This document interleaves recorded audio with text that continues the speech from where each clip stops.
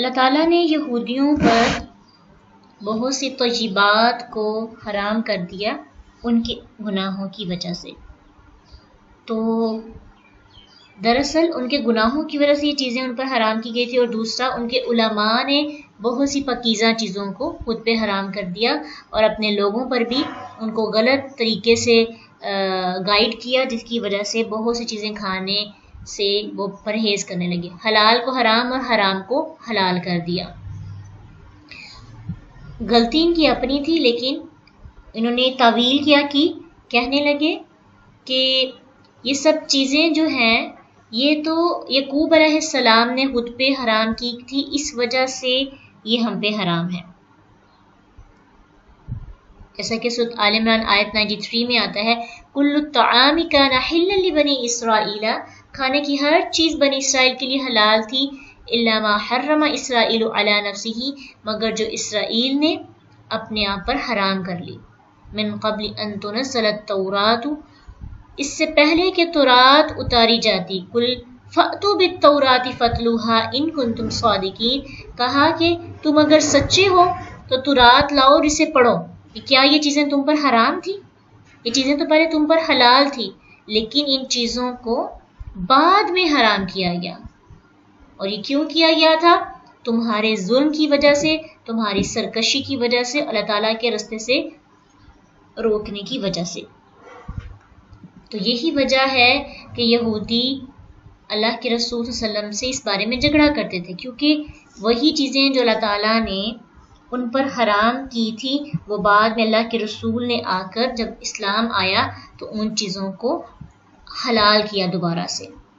بہت سے جانور تھے، بہت سی چیزیں تھیں جو حرام تھی، اللہ کے رسول نے شریعت محمدی میں وہ چیزیں حرام نہیں تھی، پہلے وہ حرام تھی.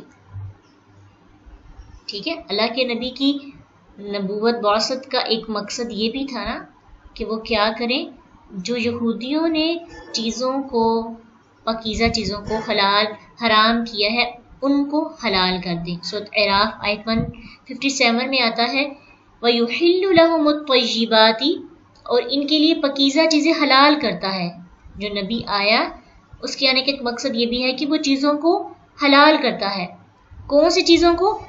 وَيُحَرِّمُ عَلَيْهِمُ الْخَبَائِثَ، اور ان پر ناپاک چیزیں حرام کرتا ہے. وَيَضَعُ عَنْهُمْ إِصْرَهُمْ، اور ان سے ان کا بوجھ اتارتا ہے. وَالْأَغْلَالَ، اور توق، الَّتِي كَانَتْ عَلَيْهِمْ، جو ان پر پڑا ہوا تھا، جس پہ وہ پڑے ہوئے تھے. کس میں پڑے ہوئے تھے؟ اپنی گمراہی میں، اپنی سرکشی میں ظلم کیا تھا انہوں نے خود پر. خود ان کے گلوں میں بوجھ اور ٹوک پڑے ہوئے تھے علماء کے بنائے ہوئے. پاکیزہ چیزوں کو حرام کر دیا اور ناپاک چیزوں کو حلال کر دیا. یہ کس نے کیا تھا؟ ان کے لیڈرز نے. تو اللہ کے رسول نے آ کر یہ سب چیزیں جو ہیں باطل کو حق سے الگ الگ کیا، اور اسی وجہ سے بھی یہودی جو ہے اللہ کے رسول کے دشمن بن گئے.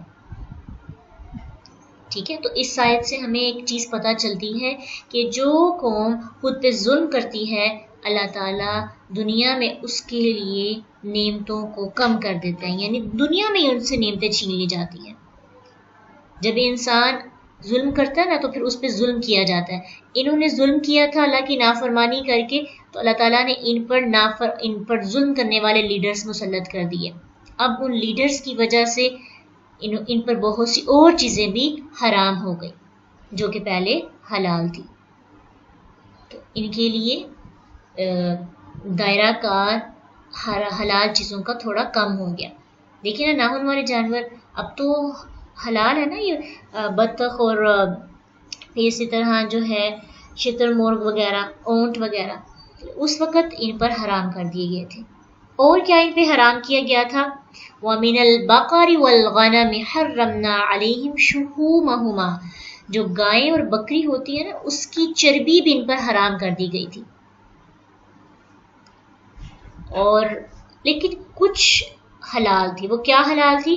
إِلَّا مَا حَمَلَتْ ظُهُورُهُمَا، جو ان کی پشتوں نے اٹھایا ہو. جیسے آپ دیکھتے ایک دمبا ہوتا ہے جس کے بیک پہ ایک چربی الگ سے لٹک رہی ہوتی ہے، جسے چکی والا جانور بھی کہتے ہیں. اس کی جو پیچھے جو لٹک رہی ہوتی تھی چربی وہ حلال تھی ان پر. اول حوایا یا آنتوں کی جیسے اوجری کی جو چربی تھی وہ بھی ان پر حلال تھی. او مختلط بعظم اور جو ہڈیوں کے ساتھ ملی ہوئی چربی تھی وہ بھی حلال تھی. اس کے علاوہ باقی ساری چربی ان پر حرام تھی. آپ دیکھتے ہیں جب ذبح کیا جاتا ہے گوشت بن رہا ہوتا ہے، اگر آپ نے تھوڑا اس کو معائنہ کیا تو آپ کو پتہ چلتا ہے کہ الگ سے بھی چربی کے آپ کو الگ سے پارٹس ملتے ہیں جو الگ سے چربی ہوتی ہے. ایک تو ساتھ جڑی ہوئی ہوتی ہے نا ہڈیوں کے، اور ایک گوشت کی طرح الگ ہوتی ہے. وہ جو الگ چربی تھی نا وہ ان پر حرام تھی. جو پشت یعنی پیچھے بیک پہ لٹکی ہوئی ہوتی تھی دمبے کے وہ حلال تھی. آنتوں کے ساتھ جو جڑی ہوئی ہوتی تھی وہ حلال تھی، یا پھر ہڈیوں کے ساتھ. باقی جسم کی ساری چربی ان پر حرام کر دی گئی ان کے ہی گناہوں کی وجہ سے. یہ کیوں کیا گیا؟ ذالک جزیناہم ببغیہم، یہ ہم نے ان کی سرکشی کی وجہ سے ان کو یہ بدلہ دیا، ان کی سزا کے طور پر ہی ان کے ساتھ ایسا کیا تھا. حالانکہ یہ چیزیں حلال ہی تھی، حرام نہیں تھی. ٹھیک ہے، تو مقصد یہودیوں کے اس دعوے کی تردید کرنا ہے، رد کرنا ہے کہ اللہ تعالیٰ نے ہم پہ کوئی چیز حرام نہیں کی سوائے اس کے کہ جو یعقوب علیہ السلام نے خود اپنے اوپر حرام کر لی تھی. یعنی بڑے بنتے تھے کہ اللہ نے کچھ نہیں حرام کیا، بس یعقوب علیہ السلام نے وہ جو نظر مانی تھی کہ میں اپنا پسندیدہ کھانا جو ہے اگر میری فلاں بیماری ختم ہو جائے گی تو میں اس کو کھانا چھوڑ دوں گا، تو وہ جو حرام تھا بس ہم پہ وہی حرام تھا، باقی سب چیزیں ہم پہ حلال تھی. تو اللہ تعالیٰ ڈیٹیل کے ساتھ بتا رہے ہیں کہ تم سچ نہیں کہہ رہے، اگر سچے ہو تو اب آ کے بتاؤ تم پہ تو یہ ساری چیزیں حرام تھی. کیوں حرام تھی؟ تمہاری سرکشی اور ظلم کی وجہ سے. وَإِنَّا لَصَادِقُونَ، بے شک یقیناً البتہ ہم سچے ہیں، بے شک ہم سچے ہیں. اس کا مطلب یہ ہے کہ یہود کا دعویٰ غلط ہے، صحیح بات وہ ہے جو اللہ تعالیٰ نے بیان کی ہے. یہودی جو ہے انہوں نے بڑے ہیلے بہانے سے اپنے آپ پر چربی کو حلال کر لیا تھا. جابر رضی اللہ تعالیٰ عنہ فرماتے ہیں، صحیح بخاری کی حدیث ہے کہ میں نے رسول اللہ صلی اللہ علیہ وسلم سے فتح مکہ کے سال مکہ میں سنا، آپ صلی اللہ علیہ وسلم نے فرمایا اللہ یہود کو برباد کرے، جب ان کے لیے چربیوں کو حرام کیا گیا تھا تو انہوں نے انہیں پگھلایا اور پھر ان کی قیمت کھا گئے. یعنی ہیلے بہانے سے، جیسے آج ہم کرتے ہیں نا، خود نہیں کام کرتے، خود نہیں کھاتے، خود شراب نہیں پیتے لیکن سیل تو کرتے ہیں، خود خنزیر کا گوشت نہیں کھاتے لیکن اگر کفار کے ہاتھوں بیچتے ہیں اس کی قیمت کھاتے ہیں تو یہ دراصل اس کا کھانا ہی ہے جیسے یہود نے کیا تھا. تو اس لیے ہمارے معاشرے کے اندر بہت سی ایسی چیزیں ہیں جو حرام ہیں لیکن مسلمان یہ سوچتے ہیں کہ ہم نے کھانی تو نہیں ہے لیکن اس پہ اجرت لے لیتے ہیں، اس کو بیچ کر قیمتیں کھاتے ہیں اس کی. تو پھر اس میں ان کا بھی جو ہے پارٹی ان کا کردار آ جاتا ہے اور اسی میں شامل ہو جاتے ہیں جو لوگ کھا رہے ہوتے ہیں. تو ہمیں نا اپنا ساتھ احتساب کرنا چاہیے کہ بہت سے ایسے معاملات ہوتے ہیں ہم بڑے چلاک بننے کی کوشش کرتے ہیں لیکن اللہ تعالیٰ تو دیکھ رہا ہے نا، اللہ کو ہر چیز کا پتہ ہے کہ کون کیا کر رہا ہے. ٹھیک ہے، تو یہ آیت دراصل حلال اور حرام کی وضاحت کے لیے ہے.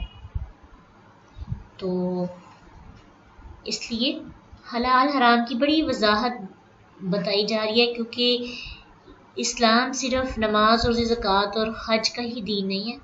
چیزوں کے حلال اور حرام ہونے کا تعلق بھی عبادات کے ساتھ ہوتا ہے. کیا چیز یوز کرنی ہے کیا نہیں کرنی، اس چیز کا ہمیں خاص خیال رکھنا چاہیے. اتنی تاکید اللہ تعالیٰ نے کیوں کی؟ کیوں اتنی ڈیٹیل کے ساتھ حلال اور حرام کو بتایا؟ تاکہ اللہ تعالیٰ بندوں کے لیے آسانی پیدا کر سکے. کیونکہ شیطان نے سب چیزوں کو، سب جو اچھی چیزیں ہیں نا ان سے بندوں کو دور کر دیا تھا، یہودیوں کو، اور اسی طرح باقی بھی جو لوگ خود پر چیزوں کو حرام کر لیتے تھے. اللہ تعالیٰ نے ان سب چیزوں کی وضاحت کی تاکہ لوگوں کے آسانی پیدا ہو اور بندے اللہ کے حلال چیزوں کا استعمال کریں. کیونکہ اگر آپ حلال چیزیں استعمال نہیں کریں گے، شیطان کے کہنے پر جو اللہ نے چیزیں حلال قرار دی ہیں یا جو اچھی چیزیں ہیں، پاک چیزیں ہیں، ان سے دور رہیں گے، تو پھر آپ کیا کھائیں گے؟ آپ آٹومیٹکلی ناپاک چیزوں کی طرف اٹریکٹ ہوں گے نا۔ اس لیے اللہ نے وضاحت کر کے بندوں کے لیے آسانی پیدا کر دی ہے کہ صرف یہ چند چیزیں حرام ہیں، اس کے علاوہ باقی جو کھانا چاہتے ہو کھاؤ، بس ان سے رکنا ہے، باقی تم اپنے اوپر چیزوں کو حرام نہ کرو، ٹھیک ہے؟ تو جیسے کہ شیطان نے خنزیر حلال کر دیا تھا اور باقی گائیں وغیرہ کا گوشت جو ہے اس کو بندوں کے لیے حرام کر دیا، حالانکہ گائیں حلال تھی اور خنزیر حرام تھا۔ تو سارے کا سارا دین جو ہے وہ بدل جاتا ہے۔ آج اگر ہم دیکھیں نا اپنے معاشرے کے ارد گرد دیکھیں، بہت سے ایسے کام ہیں جو حلال ہیں، لوگوں نے ان کو خود پر حرام کر لیا ہے، اور جو حرام ہے ان کو حلال کر لیا، یعنی جو کام کرنے والے ہیں وہ نہیں کیے جا رہے، جو نہیں کرنے والے ہیں وہ کیے جا رہے۔ بدعات دیکھیے نا، بہت سی ایسی بدعات ہیں، نیکیاں، نیک کام جو قرآن اور حدیث سے ثابت ہیں، ان کی اتنی امپورٹنس نہیں ہے، ان کو کوئی پڑھتا نہیں ہے، یاد نہیں کرتا، اور خود سے جو بنائی گئی رسومات ہیں، خود سے بنائی گئی نئے نئے دین کے اندر جو چیزیں ہیں، ان کو خود پر حلال کر کے ان کی عبادت ایسے کی جاتی ہے جیسے کہ اللہ تعالیٰ نے حکم دیا ہو۔ نماز اور روزے کا اتنا احترام نہیں، زکوٰۃ ادا نہیں کی جاتی، لیکن جب غیر اللہ کے نام پر پیسہ خرچ کرنے کی بات آتی ہے تو بغیر سوچے سمجھے پیسہ خرچ کر دیا جاتا ہے، لٹا دیا جاتا ہے، جاگے دے کے چڑھائی جاتی ہیں، اور نہ جانے کیا کیا چیزیں ہیں جو کہ دین کا حصہ نہیں ہے، اور ثواب کی نیت سے انسان غیر اللہ کے نام پہ کرتا ہے، تو وہ تو حرام ہے، لیکن اس کو ہم نے حلال کر دیا۔ اور زکوٰۃ حلال تھی، صدقہ خیرات حلال تھا، جس کو کرنا تھا، جس کا اجر تھا، اس کو ہم نے خود پر حرام کر دیا۔ یہ سب چیزیں کون کرتا ہے؟ شیطان ہمیں اس طرح سے چیزوں کو اٹریکٹ بنا کر پیش کرتا ہے، تو پھر ہم اس کے کہنے میں آ جاتے ہیں۔ تو کھانا پینا، اس کا ذکر بار بار اس لیے آتا ہے کیونکہ کھانا پینا انسان کی زندگی میں لازم و ملزوم ہے، اگر یہ نہیں ٹھیک ہوگا تو باقی اعمال بھی ڈسٹرب ہو جائیں گے، اس لیے اپنے کھانے بھی چیک کرتے رہنا چاہیے کہ کہیں ہم حرام کی ملاوٹ کے ساتھ تو نہیں کچھ کھا رہے۔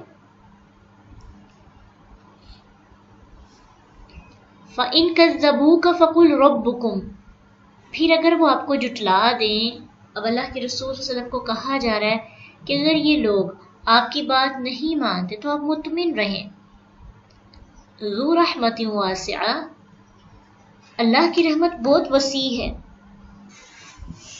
اللہ ان کو مہلت دیتا ہے، اللہ ان کی رسی دراز کر دیتا ہے اور ان کو چھوڑ دیتا ہے، یہ اپنی سرکشی میں بھٹکتے رہتے ہیں، اور اگر ان میں سے کوئی معافی مانگ لے موت سے پہلے ذو رحمت واسعہ، اللہ بہت وسیع رحمت والا ہے، وہ معاف کر دے گا ان کو۔ وَلَا يُرَدُّ بَأْسُهُ عَنِ الْقَوْمِ الْمُجْرِمِينَ، اور اگر یہ معافی نہیں مانگیں گے، ایسے ان کو موت آ جائے گی تو پھر کیا ہوگا؟ ان سے عذاب نہیں پھیرا جائے گا، یہ لوگ جو مجرم ہیں ان کو عذاب ان سے دور نہیں ہوگا۔ تو یہاں پہ اللہ کی رحمت کی بھی بات ہے اور اللہ کے عذاب کی بھی۔ رحمت امید ہے، عذاب ایک دھمکی ہے، سزا ہے جو بتائی جا رہی ہے۔ یہ قرآن کا انداز ہے نا، قرآن جہاں پہ جہنم کی بات کرتا ہے وہاں جنت کی بھی کرتا ہے، جہاں پہ اللہ کے غضب کی بات ہوتی ہے وہاں پہ اللہ کے رحمت کی بھی ہوتی ہے۔ کہا جا رہا ہے کہ اگر یہ آپ کو جھٹلا دیں تو آپ مطمئن رہیں، یہ اگر معافی مانگیں گے تو اللہ اپنی رحمت سے ان کو معاف کر دے گا، اور اگر یہ نہیں مانگیں گے، ایسے ہی فوت ہو جائیں گے، تو پھر ان کو معاف نہیں کیا جائے گا، ان کو سزا دی جائے گی۔ ٹھیک ہے، تو شوق بھی دلایا پہلے حصے میں، آیت کے پہلے حصے میں شوق دلایا، ترغیب دلائی، اور دوسرے حصے میں ترہیب ہے۔ ترہیب کہتے ہیں ڈرانا، ترغیب کہتے ہیں شوق دلانے کو۔ ترغیب و ترہیب قرآن کا یہ ایک خاص انداز ہے نصیحت کرنے کا، کہ ترغیب و ترہیب کے ذریعے یہ سمجھاتا ہے۔ ٹھیک ہے، پہلے امید اور پھر ڈراوا۔ ہمیں بھی اس سے ایک سبق حاصل ہوتا ہے نا، ہم اپنے بچوں کی تربیت کرتے ہیں یا ہم اپنے چھوٹوں کو سمجھاتے ہیں تو ہم ڈائریکٹ ترہیب پہ آ جاتے ہیں، ترغیب نہیں دلاتے، شوق نہیں دلاتے۔ اب دیکھیں، بچہ کو غلط کام کرتا ہے اسے یہ نہیں کہتے بیٹا آپ کی جنت داؤ پہ لگ رہی ہے، آپ کے جو پھل آپ نے لگائے ہیں وہ ڈسٹرب ہو جائیں گے، وہ خراب ہو جائیں گے، وہ ختم ہو جائیں گے، جو پودے تو اپنی نیکیاں کر کے لگائے ہیں وہ ضائع ہو جائیں گے. تو ہم کیا کہتے ہیں، اللہ تعالیٰ جہنم میں پھینک دے گا، اللہ آگ میں پھینکے گا. اللہ تعالیٰ کو آگ میں پھینکنے والا بچوں کے سامنے ہم پیش کرتے ہیں نا، تو پھر بچے نہیں آتے دین کی طرف اور نیک کاموں کی طرف. اس لیے فرسٹ اسٹیپ ترغیب ہونا چاہیے. سیکنڈ اسٹیپ اگر کوئی نہیں مانتا تو پھر ترغیب ہو، ترغیب کے ذریعے اپنی تبلیغ جو ہے وہ کرنی چاہیے. اب جو اگلی آیت ہے اس میں ایک اور ان کی بات جو ہے، اعتراض اور مغالطہ، جو کہ غلط باتیں وہ اللہ کے بارے میں خود بخود کہتے تھے، ان کا ذکر کیا جا رہا ہے. اس کا تھوڑا سا پس منظر کیا ہے کہ مشرکین جو ہے وہ کہتے تھے کہ اگر ہم غلط ہیں تو اللہ تعالیٰ ہمیں کیوں نہیں منع کرتا. اچھا اگر ہم سچے نہیں ہیں اللہ ہمیں پکڑ لے، یا پھر اللہ تعالیٰ ہمیں سچائی دکھا دے، یا ہمارے ذہن کے اندر اللہ تعالیٰ الہام کر دے کہ یہ سچی بات ہے اور یہ غلط ہے، تم اس کو چھوڑ دو. اتنے لوگ اس عقیدے پر ہیں تو کیا سب کے سب غلط ہیں؟ کیا سارے لوگ غلط ہیں؟ سب کو مسٹیک لگ گئی ہے؟ جیسے کہ آج ہم کہتے ہیں نا کہ اتنی میجورٹی جو ہے، یہ بات ابھی کچھ دن پہلے کچھ ایک بدعت پر بات ہو رہی تھی، تو کسی نے سوال کیا کہ یہ تو اتنی دیر سے یہ سسٹم چلتا آ رہا ہے، ہمارے آباء و اجداد اس پر عمل کرتے آ رہے ہیں، اور اس کا دین کے اندر آپ کہتے ہیں کہ کوئی کانسیپٹ بھی نہیں ہے، اللہ اور اس کے رسول کی کوئی بات نہیں ہے، تو یہ پھر کہاں سے آیا اور کیسے نکلا؟ اور اتنے لوگ جو اس پہ عمل کر رہے ہیں یہ فضول میں تو نہیں کر رہے، کچھ نہ کچھ سوچ کے کر رہے ہیں. ایسے ہی مشرکین کہتے تھے کہ اگر اللہ تعالیٰ ہمیں کوئی غلطی دیکھتا ہے تو ہمیں پکڑ لے. اتنے زیادہ لوگ ہم مل کر ایک کام کر رہے ہیں تو کیا یہ غلط ہوگا؟ تو میجورٹی جو ہے وہ دین کا نام نہیں ہوتی. دین دلیل مانگتا ہے، حق کی دلیل. یہ نہیں ہوتا کہ جو زیادہ لوگ ایک کام کر رہے ہیں تو وہ کام ٹھیک ہوگا. Majority is not authority. ٹھیک ہے. سیقول الذین اشرکوا، ان قریب کہیں گے وہ لوگ جنہوں نے شرک کیا، لو شاء اللہ ما اشرکنا، اگر چاہتا اللہ تو ہم کبھی بھی شرک نہ کرتے. وہی بات، ولا آباؤنا، اور نہ ہمارے آباء و اجداد، ولا حرمنا من شیء، نہ ہی ہم کوئی چیز خود پر حرام کرتے. کیا کہتے ہیں؟ اگر اللہ تعالیٰ چاہتا تو ہم کوئی بھی چیز خود پر حرام نہ کرتے، نہ ہم خود شرک کرتے، نہ ہمارے آباء و اجداد شرک کرتے. اللہ چاہتا ہے کہ ہم شرک کریں، نعوذ باللہ. ان کے کہنے کا مطلب یہ ہے کہ اللہ تعالیٰ کی رضامندی ہمارے شرک کے اندر شامل ہے. ہمارے حق میں خود اللہ کی مرضی اور ارادہ ہے کہ ہم شرک کریں. تو جو چیزیں ہم نے حرام ٹھہرائی ہیں، انہیں حرام ٹھہرانے میں بھی اللہ کی مرضی ہے، کیونکہ اگر اللہ کی مرضی نہ ہوتی تو ہم سے یہ کام ہو ہی نہ سکتے. جیسے کہ ہم آج کہتے ہیں نا، اگر اللہ چاہتا تو میں یہ گناہ نہ کرتا. اللہ تعالیٰ نے تقدیر میں لکھ دیا نا، میرے مقدر میں گناہ کرنا لکھ دیا گیا ہے، میری تقدیر میں. اب میں تقدیر کو تو نہیں بدل سکتی، اب تو میں برے کام کرنے ہی کرنے ہیں، اللہ تعالیٰ نے مجھے اجازت دے دی ہے. تو یہ مشرکین مکہ کہتے تھے کہ اگر اللہ کی مرضی نہ ہوتی تو ہم یہ کام نہ کرتے. تو یہ دلیل ہے کہ ہم جو کچھ کر رہے ہیں اس پہ اللہ خوش ہے، لہٰذا یہ صحیح بھی ہے اور حق بھی ہے. ان کا مطلب یہ ہے کہ انہوں نے اللہ تعالیٰ کی اجازت، اللہ کی مشیت، مرضی، ارادے کو شرک کے ساتھ اور بعض حلال چیزوں کے ساتھ جوڑ دیا. تو ان کے کہنے کے مطابق اللہ تعالیٰ کے ارادے اور مشیت کا مطلب یہ ہے کہ اللہ تعالیٰ ان کے کاموں پر خوش ہے اور ان کے کاموں کو پسند کر رہا ہے اور وہ درست کام کر رہے ہیں. ٹھیک ہے. اس چیز کو پہلے سمجھیں کہ وہ بات کیا کہہ رہے ہیں، اور بالکل ایسی ہی بات آج ہم بھی کہتے ہیں. جب کچھ غلط ہو جائے نا، مطلب محنت کرنے کا کیا فائدہ؟ مقدر میں جو لکھا ہے وہ مل نہیں جانا نا. تقدیر میں لکھا ہوا ہے کہ میں نے اگر کامیاب ہونا تو مجھے کامیابی مل جائے گی، اگر ناکامی ہے تو ناکامی مل جائے گی، میری محنت کسی کام نہیں آئے گی. پھر اسی طرح گناہ کرنے والے کو روکا جائے تو میں نے بڑی کوشش کی ہے، اب اللہ تعالیٰ کی مرضی ہے اللہ چاہے تو پھر مجھے نکال دے، اللہ مجھے ہدایت دے، مجھے خود ہدایت نہیں آنی، وہ تو بالکل بات ٹھیک ہے، لیکن انسان کی خود اپنی ایفرٹ اور انسان کی عقل جب تک اندر خود کردار ادا نہ کرے، کیونکہ اللہ نے اختیار دیا ہے، اس بات کو تھوڑا سمجھنا ہے۔ اللہ تعالیٰ جو ہے سورہ زمر میں آیت 7 میں فرماتے ہیں ان تکفروا فإن اللہ غنی عنکم، اگر تم ناشکری کرو گے تو اللہ تعالیٰ تم سے بہت بے پرواہ ہے اور وہ اپنے بندوں کے لیے ناشکری پسند نہیں کرتا، اور اگر تم شکر کرو گے تو وہ اسے تمہارے لیے پسند کرے گا۔ تو اس سے کیا مطلب نکلتا ہے کہ جو بندہ اللہ کی بات نہیں مانتا، اللہ تعالیٰ اس سے بے پرواہ ہو جاتا ہے، بے نیاز ہو جاتا ہے، اس کی لمبی رسی یعنی اس کی رسی دراز ہو جاتی ہے اور اس کو چھوڑ دیتا ہے، وہ بھٹکتا رہتا ہے، اس کو کوئی بھی پرابلم رکاوٹ نہیں آتی، تو انسان سمجھتا ہے کہ اس کی رکاوٹوں کا نہ آنا گویا کہ اس کے راستے کے سیدھے ہونے کی علامت ہے، ایسی بات نہیں ہے۔ یعنی کفر اور ناشکری اللہ کے ارادے کے بغیر نہیں ہو سکتی، اور نہ اس پر راضی ہے اور نہ اسے پسند کرتا ہے، ٹھیک ہے۔ اللہ تعالیٰ کی مرضی کے ساتھ، ارادے کے ساتھ کفر اور ناشکری ہوتی ہے، لیکن اللہ اس پر راضی نہیں ہے، اللہ اس چیز کو پسند نہیں کرتا۔ تھوڑا سا یہاں پہ سمجھیں، کیونکہ یہ عقیدہ جو ہے بڑا ہمیں ڈسٹرب کرتا ہے بہت سے لوگوں کو۔ جو مشیت اور ارادہ ہوتا ہے نا، اجازت اور ارادہ، یہ ایک الگ چیز ہے، اور رضا اور محبت ایک الگ چیز ہے، ٹھیک ہے۔ دیکھیں نا، بعض اوقات ہمیں پرمیشن مل جاتی ہے، لیکن پرمیشن دینے والا اس چیز سے خوش نہیں ہوتا، تو اس چیز کو سمجھیں کہ یہ دونوں ایک دوسرے کے لیے لازم نہیں ہے۔ دنیا میں جو کچھ بھی ہو رہا ہے وہ اللہ تعالیٰ کی اجازت اور اس کی مشیت کے تحت ہو رہا ہے، لیکن اللہ وہ ہر چیز پر راضی نہیں ہے۔ رضا جو ہے اس کی شریعت کی پابندی کا نام ہے، اور ارادہ اور مشیت اس کی تکوین ہے، یعنی اس کا کائنات کو چلانے کا نظام، وہ کیا چاہتا ہے اسے کوئی نہیں جانتا اور نہ وہ جان سکتا ہے، لیکن شرعی طور پر وہ کس چیز کو پسند کرتا ہے یہ بتانے کے لیے اس نے بہت سے نبی بھیجے، بہت سے پیغمبر بھیجے، قرآن بھیجا، کتابیں بھیجی، تاکہ ہر شخص جان لے کہ اللہ کو کیا پسند ہے اور پھر وہ شریعت پر عمل کا پابند ہو جائے۔ تو کیا بات سمجھ میں آئی؟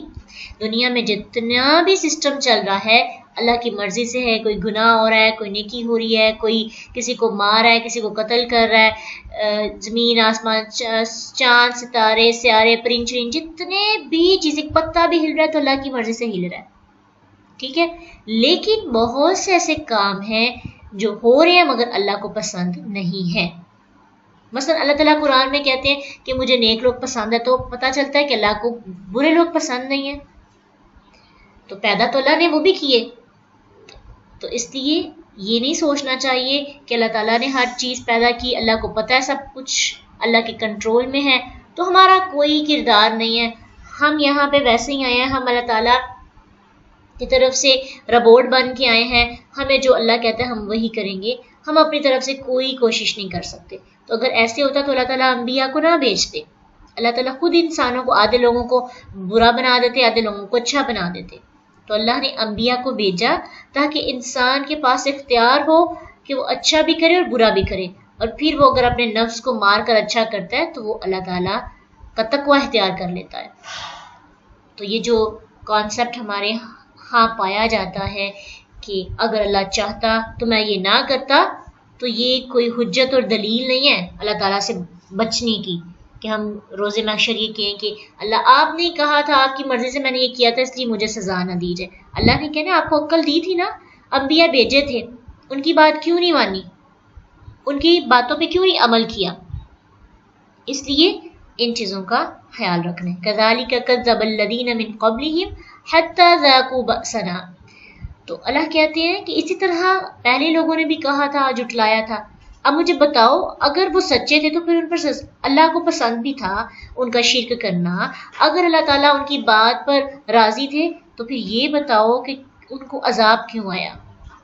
ان کو تو عذاب بھی بھیجا گیا تھا، جب ان کی سرکشی بڑھ گئی حد سے زیادہ تو ان کو عذاب میں مبتلا کر دیا گیا، تو اگر وہ سچے ہوتے تو ان کو عذاب نہ آتا۔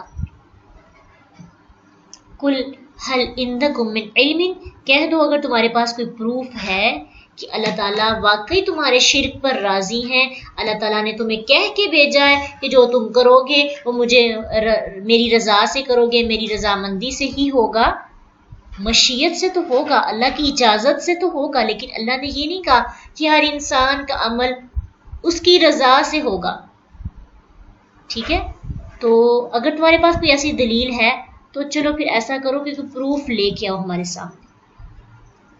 ان تتبعون الا الظن، تمہارے پاس کوئی پروف نہیں ہے لیکن تم اپنے گمان کی، اپنے ظن کی پیروی کرتے ہو، اپنی خواہشات کی پیروی کرتے ہو.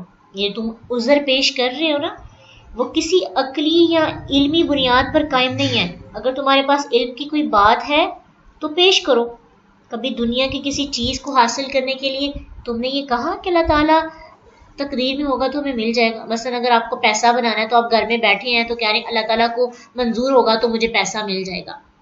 یا پھر آپ نے جائیداد بنانی ہے، آپ نے زیورات بنانے ہیں تو آپ گھر میں بیٹھ کے کہیں گے اللہ تعالیٰ کو منظور ہوا تو مجھے مل جائے گا. دنیا کے معاملے میں تو ہم ایسا نہیں کہتے، دین کے معاملے میں ایسا کہتے ہیں نا. اللہ تعالیٰ کی مرضی ہوتی تو میں برا کام نہ کرتا. تو اگر دنیا کمانے کے لیے خود ایفرٹ کرنی پڑتی ہے تو دین میں نیکی کمانے کے لیے بھی خود ایفرٹ کرنی پڑے گی. اس بات کو ہمیں سمجھنا چاہیے. ٹھیک ہے، اور یہ تقدیر کیا ہے، تقدیر کا بہانہ بنا کر بہت سے کام نہ کرنا، یہ دراصل قیاس اڑائیاں ہیں. یہ اٹکل پچو ہے جو کہ انسان کرتا جا رہا ہے، اٹکل لگا لگا کر، اور اللہ تعالیٰ پر بہتان باندھا ہے. حقیقت میں دنیا میں وہم و گمان کے علاوہ یہ صرف ان کا گمان ہے جو یہ کام کر رہے ہیں، حقیقت ان کی کچھ بھی نہیں ہے. تو یہ آیت بہت ایک بڑا عقیدہ جو ہمارا غلط ہے نا، اس کو کسی حد تک کلیئر کرنے کے لیے ایک بہترین دلیل ہے کہ اللہ تعالیٰ کی مشیت اور ارادہ اور رضا کیا ہے. اور ویسے بھی اب دیکھیں نا، لوگ کہتے ہیں نا اگر ہم غلط ہوتے تو اللہ تعالیٰ ہمیں سزا دے دیتا. اللہ نے یہ تو نہیں نا کہا کہ جو انسان غلط کرے گا اسے دنیا میں ہی سزا ملے گی. وَيَمُدُّهُمْ فِي طُغْيَانِهِمْ يَعْمَهُونَ، اللہ نے یہ کہا ہے کہ اگر کوئی انسان غلطیاں کرتا ہے اللہ تعالیٰ کی سزا دینے کا طریقہ یہ بھی ہے کہ وہ لمبی ڈیل دے دیتا ہے. وہ کرتے رہتے ہیں، بھٹکتے رہتے ہیں، ان کے کان، ان کی آنکھیں، ان کے دل ان کا بند ہو جاتا ہے، ان کو سمجھ ہی نہیں آتی. تو کسی بھی چیز کو صحیح ثابت کرنے کے لیے یہ دلیل نہیں صحیح کہ اگر وہ غلط ہے تو ان کو سزا ملنی چاہیے، اگر وہ صحیح ہے تو ان کو جو ہے کوئی نہ کوئی اشارہ ہونا چاہیے. اللہ تعالیٰ نے اس دنیا میں ہمیں محنت کرنے کے لیے بھیجا اور آخرت میں اس کا پھل ملے گا. دنیا میں ہم صرف سوچ کر اپنے رستے کو صحیح دیکھ سکتے ہیں، یہ کون سا رستہ ٹھیک ہے. قُلْ فَلِلَّهِ الْحُجَّةُ الْبَالِغَةُ، کہہ دیں کہ اللہ ہی کے پاس ہے حجت پہنچنے والی، اللہ کے پاس ہے دلیل. تم قیامت کے دن اگر آ کر یہ بات کہو گے نا تو تمہاری یہ بات مانی نہیں جائے گی، مگر اللہ کے پاس بہت سی دلیلیں ہوں گی جو تمہارے سامنے پیش کریں گے کہ تمہارے پاس یہ ذریعہ تھا اسلام لانے کا، تمہارے پاس یہ سورس تھا کہ تم دین کو سمجھو، تمہارے پاس اللہ تعالیٰ نے یہ اپرچونٹی تمہیں دی تھی کہ تم حلال اور حرام کی وضاحت کو دیکھ سکو، مگر تم نے خود نہیں دیکھا تھا اور آج تم یہ کہہ رہے ہو کہ اللہ کی اجازت سے میں نے یہ کیا تھا، اگر اللہ کی مرضی ہوتی تو میں یہ نہ کرتا. وَلَوْ شَاءَ لَهَدَاكُمْ أَجْمَعِينَ، البتہ اگر وہ چاہتا تو تمہیں ہدایت دے سکتا تھا، لیکن اس نے اسلام میں، دین میں زبردستی نہیں کی، انسان کو اختیار دیا ہے، جبر نہیں ہے. یہ بھی اس کی حکمت ہے کہ اس نے تمہیں ہدایت اور گمراہی کا اختیار تھما دیا آزمانے کے لیے، تاکہ جو بھی انسان محنت کوشش کرے اس کا اس میں خود بھی عمل دخل ہو، خود اپنی ایک سوچ ہو. روبوٹ بنا کر اس دنیا میں نہیں بھیجا گیا، اختیار دے کے بھیجا گیا ہے. قُلْ هَلُمَّ شُهَدَاءَكُمُ الَّذِينَ يَشْهَدُونَ، کہہ دیجئے اپنے گواہ حاضر کرو جو گواہی دے کہ بے شک اللہ تعالیٰ نے یہ چیزیں تم پر حرام کی ہیں، اپنے گواہ لاؤ. ساتھ ہی اللہ نے کہا فَإِن شَهِدُوا فَلَا تَشْهَدْ مَعَهُمْ، اے نبی اگر وہ گواہ لے بھی آئیں تو آپ ان کی گواہی نہ دینا، کیونکہ ان کے گواہ جھوٹے ہوں گے، ان کے گواہ سچے نہیں ہیں، وہ جھوٹے لوگوں کو گواہ بنا کے لائیں گے. وَلَا تَتَّبِعْ أَهْوَاءَ الَّذِينَ، اور آپ ان کی خواہشات کی پیروی نہ کیجیے جنہوں نے ہماری آیات کو جھٹلایا، ہماری آیات نہ مانی، انکار کیا۔ والذین لا یؤمنون بالآخرۃ، ایسے لوگ آخرت پر ایمان نہیں لاتے اور وہ اپنے رب کے ساتھ شریک ٹھہراتے ہیں۔ وہم بربہم یعدلون کا کیا مطلب ہے؟ وہ مخلوق کو رب کے برابر ٹھہراتے ہیں، یعنی شرک جیسا ظلم عظیم کرتے ہیں تو ہاں وہ کسی طرح بھی برابر ٹھہرائیں، حالانکہ اللہ تعالیٰ کے ساتھ کسی کی برابری ہو نہیں سکتی، نہ ذات میں، نہ صفات میں، نہ علم میں، نہ حقوق و اختیار میں، نہ کسی اور چیز میں۔ تو پھر بھی لوگ ایسا کریں اگر، تو وہ اللہ کے ساتھ شرک کریں گے اور آخرت پر ایمان نہیں لائیں گے، اللہ کی آیات کا انکار کریں گے، اس لیے ان کی خواہشات کی پیروی آپ نہ کیجیے۔ یہ سب کام کیوں ہوتے ہیں؟ سوچئے، حلال کو حرام اور حرام کو حلال کیوں بنایا جاتا ہے؟ صرف خواہشات کی پیروی کرتے ہوئے، اپنی خواہشات کے پیچھے بھاگتے ہوئے۔ تو جو لوگ ہدایت پہ نہیں ہوتے، دراصل وہ خواہشات کے پیچھے بھاگ رہے ہوتے ہیں اور ان کی خواہشات ان کو ہدایت پہ ہی نہیں آنے دیتی، پھر وہ بہانے کرتے رہتے ہیں کہ ہمیں توفیق ہی نہیں ملتی۔ یہ بہانہ کہ ہمیں موقع ہی نہیں ملتا، ہمیں توفیق نہیں ملتی، ہمارے پاس وقت نہیں ہے، اللہ تعالیٰ توفیق دے گا تو انشاءاللہ میں ایسے کر لوں گی، تو یہ اپنے سامنے ایکسکیوزز پیش کر رہے ہیں۔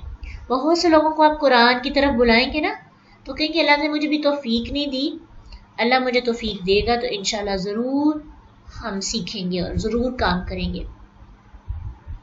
اگر آپ کو سمجھ ہے کہ یہ چیز ضروری ہے تو سمجھے اللہ نے توفیق دے دی، ہدایت توفیق آپ کو مل گئی ہے، ٹھیک ہے؟ تو اب آپ کا کام ہے اس کو اپنے اندر لے کے جانا، اس کے لیے کوشش کرنا، عمل کرنا۔ اللہ کی توفیق یہی ہے کہ انسان کو پہچان ہو جائے کہ کیا سچ ہے اور کیا سچ نہیں ہے، پھر انسان آگے ایفرٹ کرتا ہے اپلائی کرنے کی، سچ اور حق کے فیصلے کرتا ہے اور پھر عمل کرتا ہے۔ تو اللہ نے اتنی اگر سمجھ دے دی ہے نا تو پھر اسے اگنور نہیں کرنا چاہیے توفیق کا بہانہ بنا کر۔ تو آج کے آیات میں بہت سے کانسیپٹ جو ہیں وہ ہم نے سیکھے ہیں، لیکن چند ایک باتیں ہم ریوائز کرتے ہیں۔ سب سے پہلی چیز کہ جب ہم حرام رستوں کا انتخاب کر لیتے ہیں تو پھر کیا ہوتا ہے؟ حلال رستوں کی برکتوں سے محروم ہو جاتے ہیں۔ یعنی کوئی اور رستہ ہوتا ہے جو ہم نے خود پر کیا کیا ہوتا ہے؟ حرام کیا ہوتا ہے، لیکن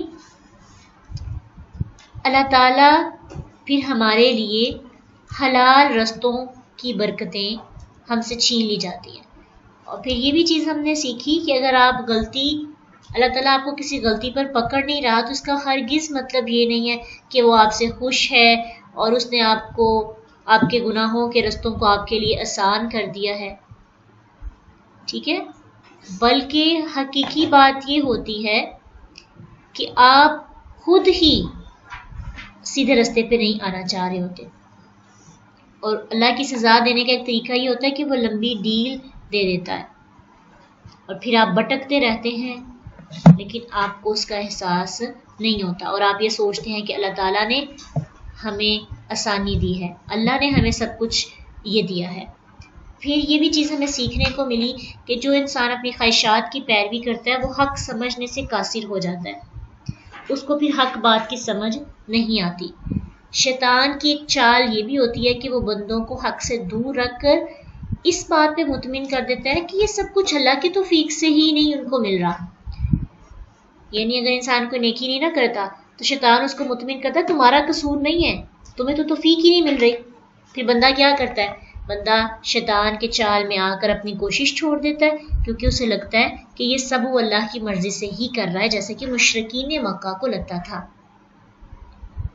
اس لیے آج کا عملی کام یہی ہے کہ ہم نے اپنا احتساب کرنا ہے اور چیک کرنا ہے کہ بہت سے ایسے کام ہیں جو ہم اپنے اور اللہ کے سامنے ایکسکیوزز پیش کرتے ہوئے نہیں کر رہے، بہانے بناتے ہیں۔ ان بہانوں کو ختم کر کے جو اپنا حقیقی چہرہ ہے اسے دیکھیں، اپنا قصور مانے۔ یہ جو ہم قصور نہیں مانتے نا، میں یہ کام نہیں کر رہی، میری فلاں مجبوری ہے اور اس طرح سے یہ ہوتا ہے اور میرے پاس اس طرح سے وقت نہیں، میرے پاس ٹائم مینیج نہیں ہو رہا، تو یہ ساری چیزیں جو ہم اپنے سامنے ایکسکیوزز کے طور پہ پیش کرتے ہیں، یہ دراصل ہمارے بہانے ہوتے ہیں جو ہم عمل ہی نہیں کرنا چاہتے. اس لیے ان سب کو ختم کر کے اللہ سے توفیق مانگے اور کوشش جاری رکھیں. بندے کی اپنی کوشش ہونی چاہیے. تلاوت سنیے.